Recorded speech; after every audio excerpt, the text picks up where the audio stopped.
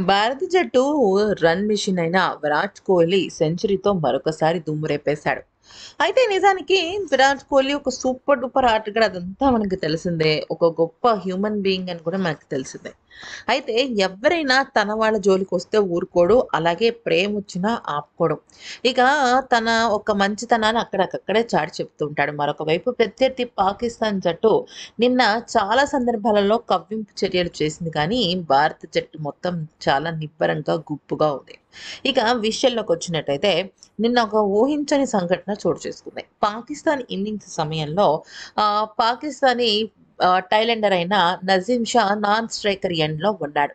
అదే సమయంలో అక్కడ దగ్గరలో ఫీల్డింగ్ చేస్తున్న విరాట్ కోహ్లీ నజీం షా షూ లేస్ ఊడిపోయి ఇబ్బంది పడుతుండడం చూసి చాలా బాధపడ్డాడు. అంటే ఒక బ్యాట్స్‌మెన్‌గా షూ లేస్ ఊడిపోతే ఎంతలా ఇబ్బంది పడతాడో గమనించిన విరాట్ కోహ్లీ వెంటనే నజీం షా దగ్గరికి వెళ్ళి, "నేను షూ కట్టనా?" అని అడిగితే, "థాంక్ యూ భయ్యా" అని అతను షూ లేస్ కట్టడానికి అనుమతిచ్చాడనమాట. అంటే కట్టండి అన్నట్టుగా అనమాట. అప్పుడు వెంటనే విరాట్ కోహ్లీ కూడా దానికి వెంటనే తనకి హెల్ప్ చేశాడు.